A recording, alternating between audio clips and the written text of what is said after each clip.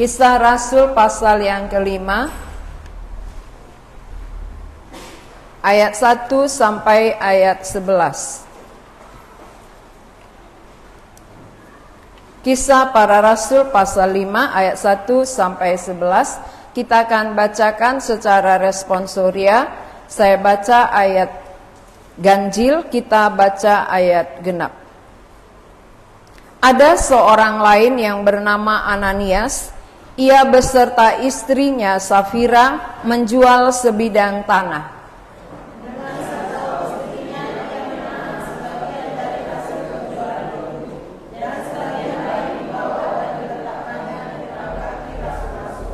Tetapi Petrus berkata, Ananias, mengapa hatimu dikuasai iblis, sehingga engkau mendustai Roh Kudus dan menahan sebagian dari hasil penjualan tanah itu?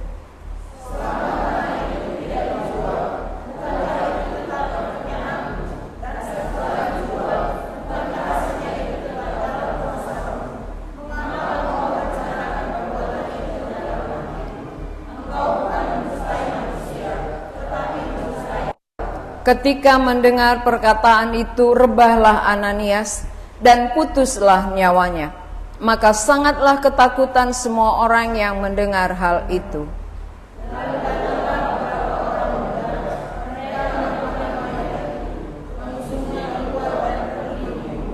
Kira-kira 3 jam kemudian masuklah istri Ananias, tetapi ia tidak tahu apa yang telah terjadi.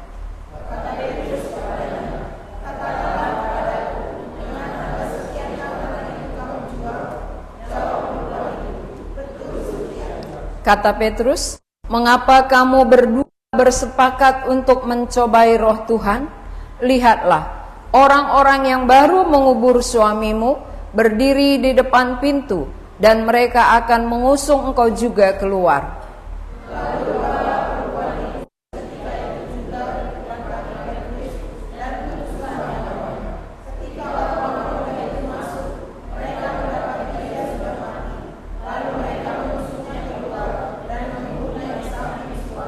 Maka sangat ketakutanlah seluruh jemaat dan semua orang yang mendengar hal itu. Tema khotbah kita hari ini, mendustai Roh Kudus.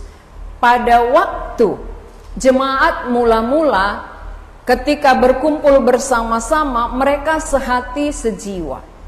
Mereka satu tujuan. Mereka saling mengasihi, sehingga ada yang menjual tanah untuk dibagi. Ketika mereka menjual tanah, mereka meletakkan di bawah, di depan kaki para rasul. Tujuannya apa? Supaya tidak ketahuan siapa yang memberi.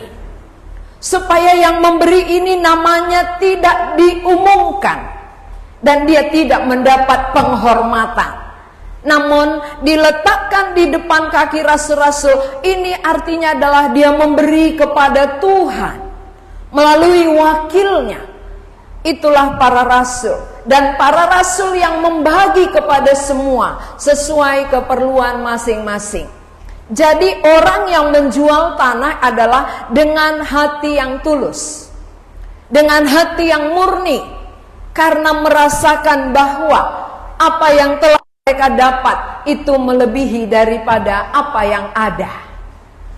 Kematian, kebangkitan Yesus yang telah mereka lihat, yang telah mereka yakini, itu melebihi daripada apapun yang ada di bumi. Sehingga tanah atau harta bagi jemaat mula-mula itu kecil.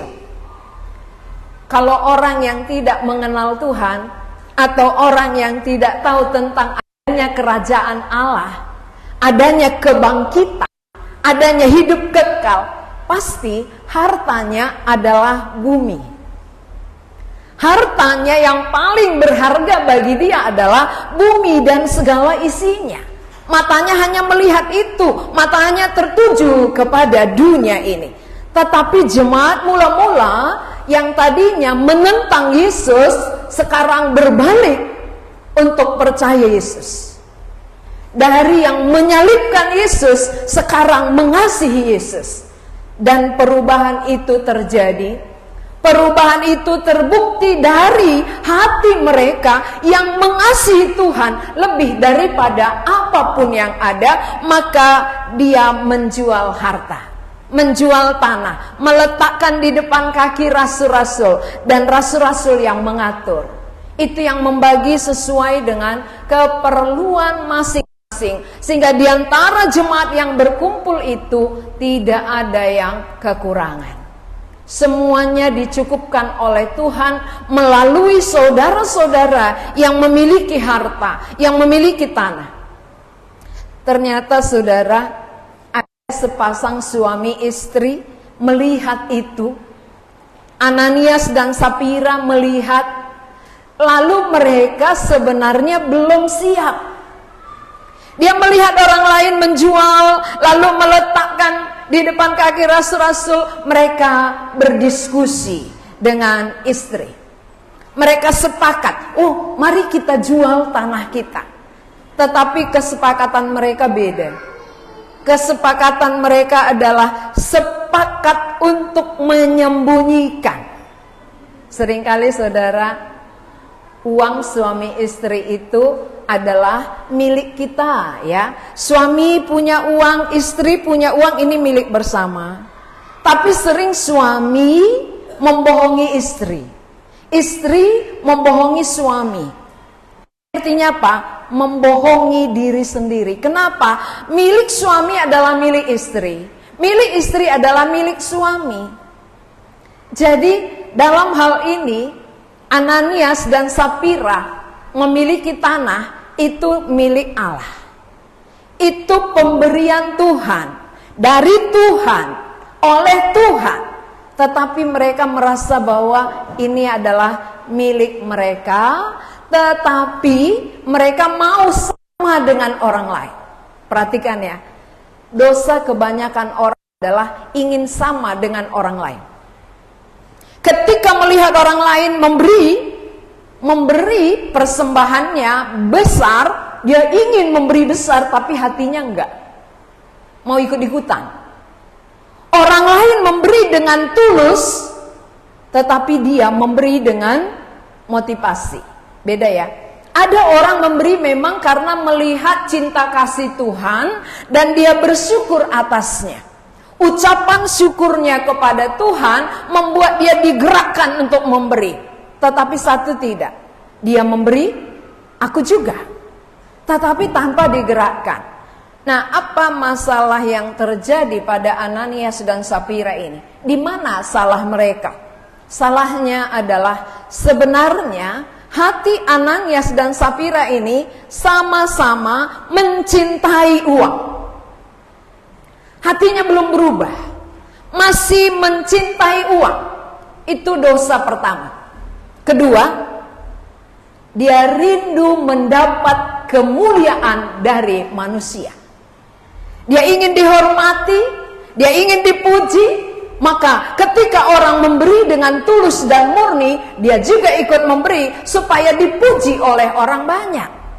Dua dosa terselubung. Dua dosa Ananias dan Sapira tersembunyi. Kalau dosa tersembunyi yang melihat siapa? Tuhan. Bisa teman-teman gak tahu. Kita beribadah, kalaupun kita bawa dengan dosa kita, teman saudara kita gak tahu. Suami istri gak tahu. Tapi Tuhan dengan jelas tahu. Tahu apa yang ada di dalam hati Ananias ini. Melalui hambanya. Hambanya yang dipakainya bekerja pada waktu itu adalah para rasul. Para rasul ini mengerti isi hati Tuhan. Para rasul ini tahu apa yang di dalam hati Ananias dan Sapira. Sehingga waktu mereka sepakat menjual tanahnya, menyembunyikan sebagian, lalu mempersembahkannya sebagian. Rasul-rasul sudah tahu. Dari mana kita tahu bahwa rasul tahu? Ayat 3, mari kita perhatikan. Kita baca ayat 3. 2, 3, ya. Tetapi Petrus berkata, Ananias, mengapa hatimu dikuasai iblis sehingga engkau mendustai Roh Kudus dan menahan sebagian dari hasil penjualan tanah itu. Luar biasa ya. Kok Petrus tahu? Kok Petrus mengerti bahwa Ananias ini bohong? Ananias ini menyembunyikan sebagian. Itulah namanya rasul yang dipenuhi oleh Roh Kudus. Rasul-rasul dipenuhi Roh Kudus, dia akan dikasih tahu Roh Kudus siapa pembohong, siapa yang jujur, siapa yang hati murni, siapa yang tulus, siapa yang sebenarnya hanya mencari kemuliaan. Rasul tahu, hamba Tuhan tahu. Ya, itulah kelebihan hamba Tuhan. Jadi kalaupun saudara-saudara nggak tulus, ya saya tahu. Ya. Walaupun saya nggak bilang, tapi dari apa yang saudara kerjakan saya tahu itu. Ya, dari apa yang saudara perbuat saya mengerti. Itu namanya apa? Roh Kudus yang kasih tahu. Roh Kudus itu memimpin hambanya, mengerti. Maka Petrus tahu ada kebohongan terjadi di dalam diri Ananias ini. Lalu dia tegur. Dia tegur berarti Rasul Petrus bekerja sama dengan Allah. Allah tidak suka dengan dosa kebohongan. Karena itu sama dengan mendustai Roh Kudus. Bukan mendustai manusia ya. Bukan mendustai manusia. Ketika kita berbuat kejahatan, ketika kita berbuat dosa, kita bukan berdosa kepada orang lain, tetapi mendustai Roh Kudus. Tahu salah dilakukan, ini mendustai Roh Kudus namanya.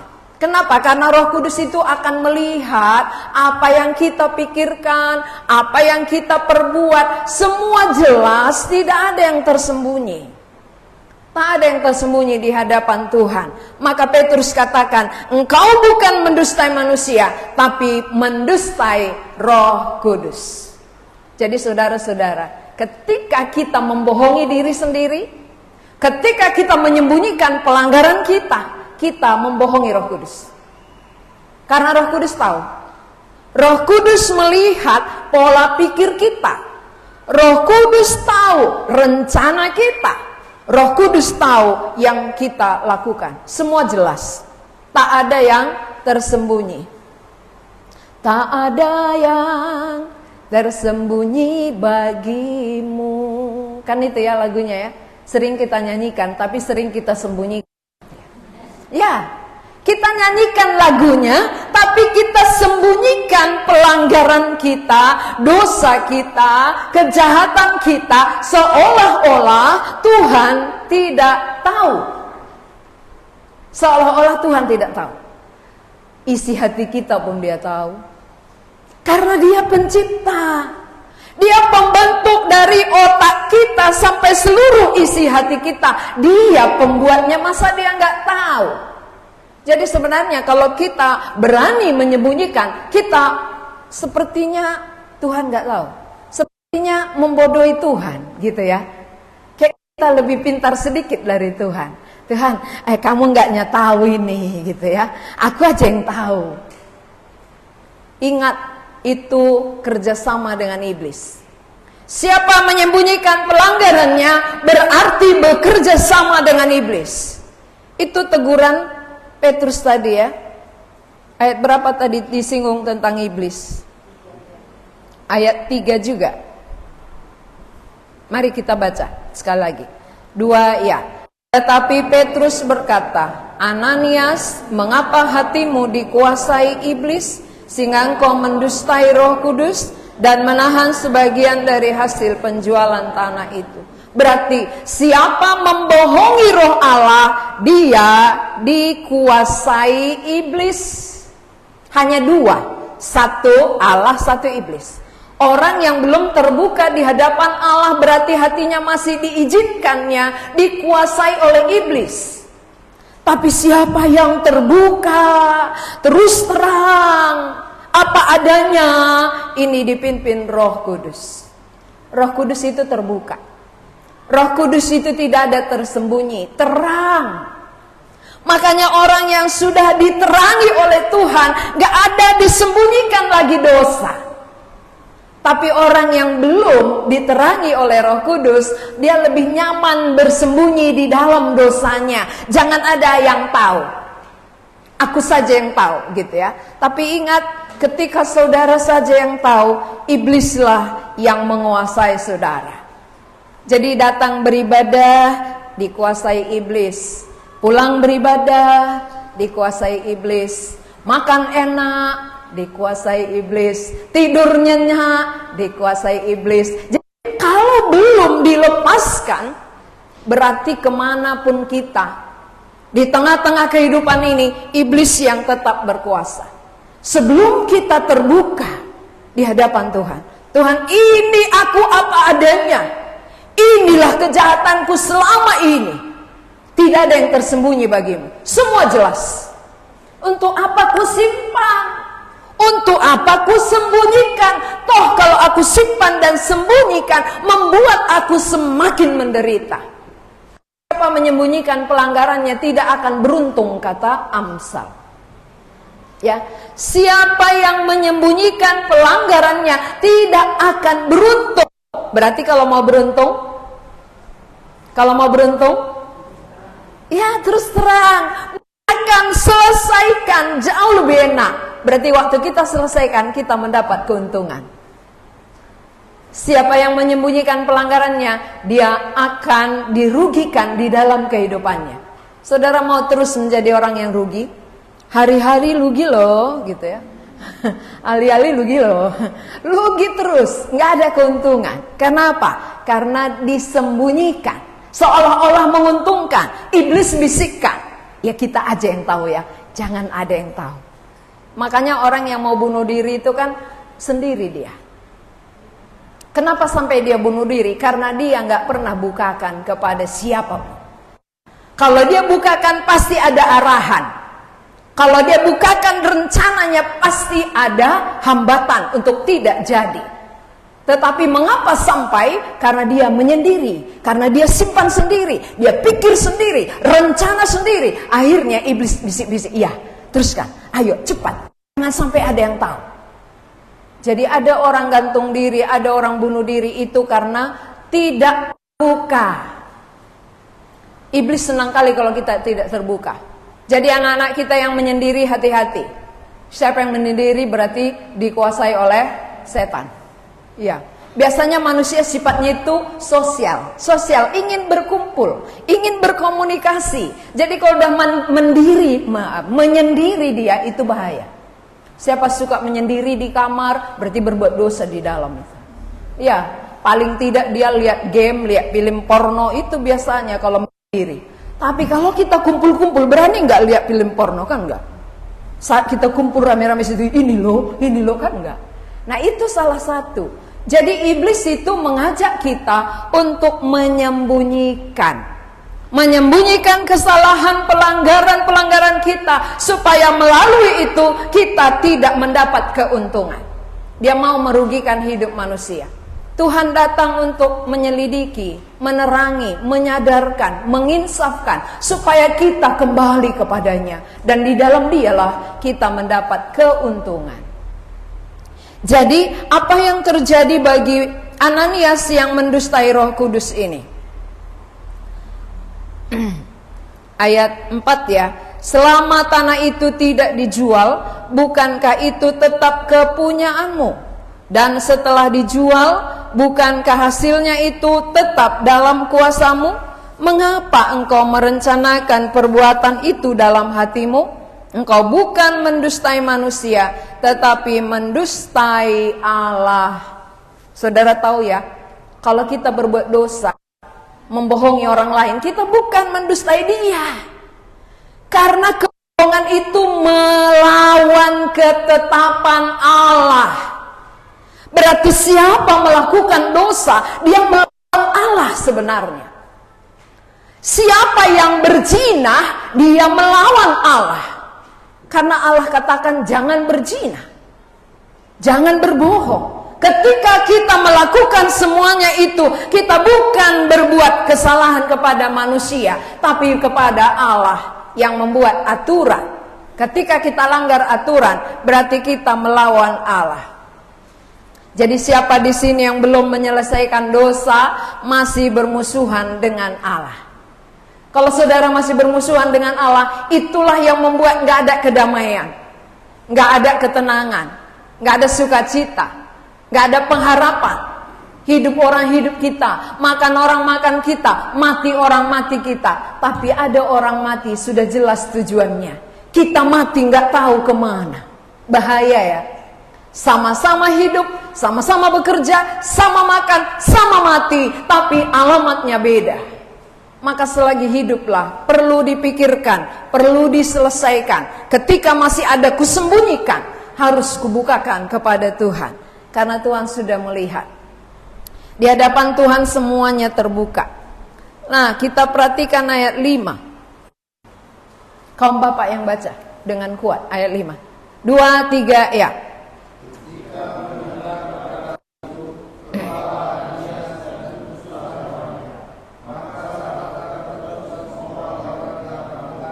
Ya, kok langsung mati ya?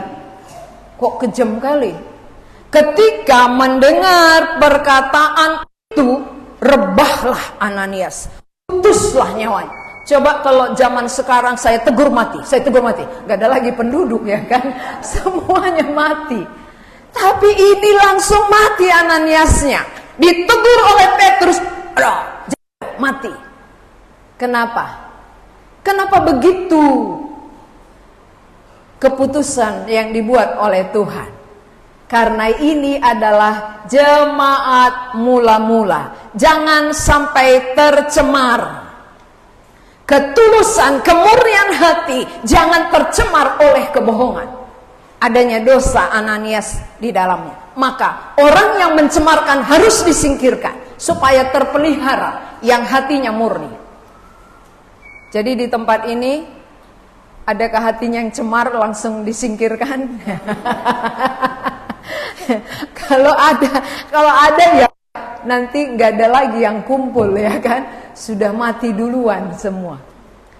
Ananias, Sapira, kenapa langsung mati pada saat itu?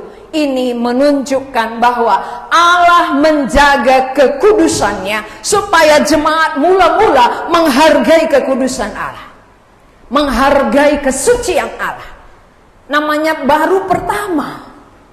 Baru pertama mereka bersukacita, bersatu hati, satu tujuan bagi kerajaan Allah, mengikut Tuhan. Tiba-tiba ada dosa, maka langsung dibabat supaya nggak menjamur. Kalau dosa dibiarkan kan menjamur. Kalau sekarang sudah banyak jamurnya, lebih banyak jamurnya daripada aslinya gitu ya. Jadi kalau udah lebih banyak jamurnya dibabat kan bahaya.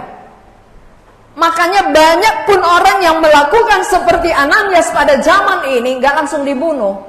Karena sudah lebih banyak melakukan itu. Sudah lebih banyak daripada yang hatinya murni, hatinya tulus. Kalau pada zaman dulu hanya Ananias yang tidak murni, yang lain ini masih murni, maka menjaga hati yang murni, yang Ananiasnya disingkirkan. Lalu mereka yang tinggal bagaimana? Ayat 11. Ketika mereka melihat itu, apa yang mereka rasakan? Ayat 11 kita baca bersama. 2 ya.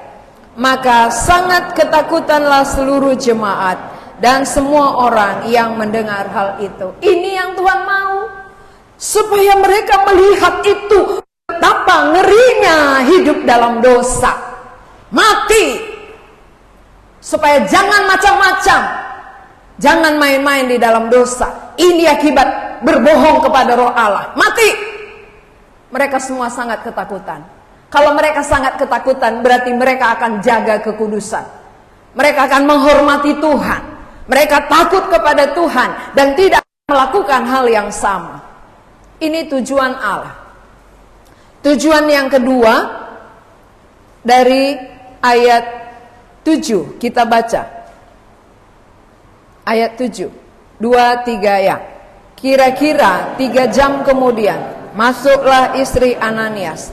Tetapi ia tidak tahu apa yang telah terjadi. Ayat 8. Kata Petrus kepadanya, Katakanlah kepadaku, dengan harga sekiankah tanah itu kamu jual? Jawab perempuan itu, betul sekian. Ayat 9, kata Petrus, mengapa kamu berdua bersepakat untuk mencobai roh Tuhan?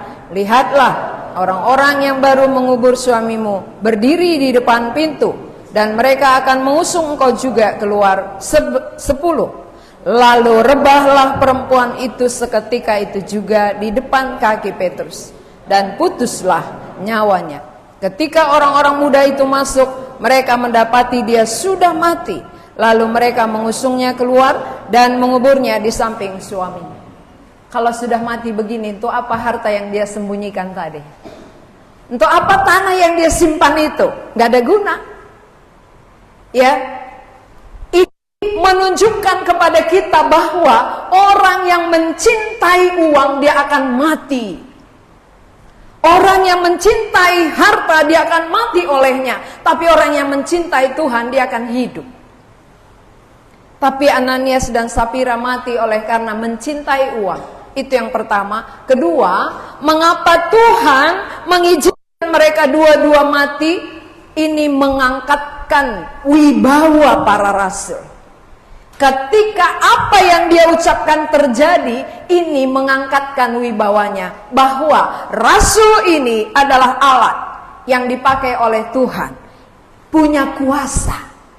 Perkataannya berkuasa. Sehingga waktu dia menegur Sapira istrinya pun tiba-tiba rebah. Dan tiba-tiba mati.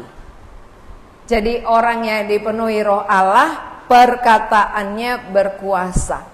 Para rasul berkuasa. Maka orang yang dilayani mengapa bisa sadar, mengapa bisa bertobat? Karena perkataan tadi berkuasa. Kalau hanya sekedar teori tidak ada perubahan, berarti nggak berkuasa. Kalau hanya banyak tahu tapi tidak berubah, berarti nggak ada kuasanya. Ingat ya, banyak tahu ilmu tapi nggak ada perubahan, berarti nggak ada kuasa. Yang berkuasa itu adalah mengubah pola pikir, mengubah etika, mengubah tindakan seseorang, mengubah tujuan hidupnya. Itulah yang dipakai oleh Roh Allah. Jadi saudara-saudara, ada dua dosa yang paling berat yang dilakukan oleh Ananias dan Sapira: cinta uang dan mau mendapatkan kemuliaan dunia. Apakah ada di antara kita yang dua ini? Hati-hati, di depan pintu ada pintu terbuka, tapi saudara tidak akan mati.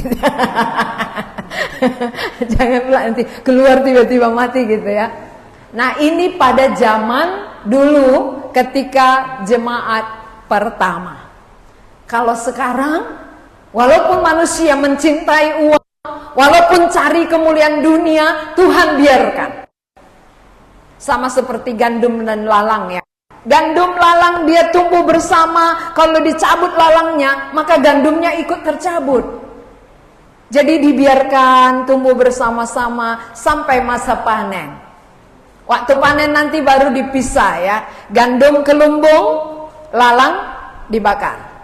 Waktu masa kehidupan ada yang mencintai uang, ada yang cari kemuliaan dunia, ada yang tulus dan murni mau mengasihi Tuhan, berjalan bersama. Tapi pada akhirnya akan dipisah. Satu hidup kekal, satu api neraka yang kekal. Itu pasti terjadi. Jadi kita sekarang beribadah ini sama-samanya. Apakah saudara lalangnya atau gandumnya? Ya kita yang tahu. Lalang pun dibiarkan tumbuh, nggak langsung dicabut, tapi pada akhirnya lalang akan dibakar, lalu gandum akan masuk lumbung. Kalau saudara belum gandum, pikirkanlah, bahaya ya. Kalau sampai hari ini masih lalang, ya tinggal nunggu waktu dibakar, kan nggak enak. Jadi masih bisa ya, masih ada waktu. Jangan kira bahwa kerajaan Allah dan kerajaan kematian itu teori saja. Bukan. Ini fakta. Kebenaran. Ini pasti jadi. Kerajaan Allah pasti jadi.